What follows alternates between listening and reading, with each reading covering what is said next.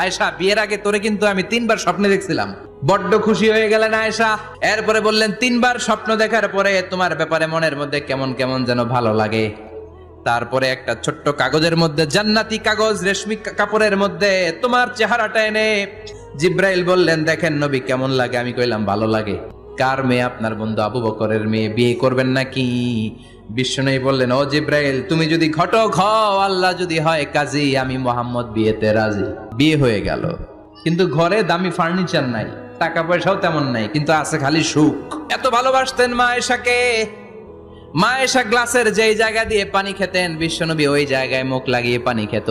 মা আয়েশা গোশতকে হাড্ডি ফেলে দিলে বিশ্বনবী ওই হাড্ডিটা নিয়ে চষতে শুরু করে দিত। এক বালতি থেকে পানি নিয়ে দুইজনে গোসল করত।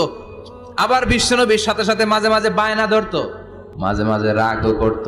বিশ্বনবী বলেন, আয়েশা, কখন তুমি রাগ করো, কখন তুমি আমার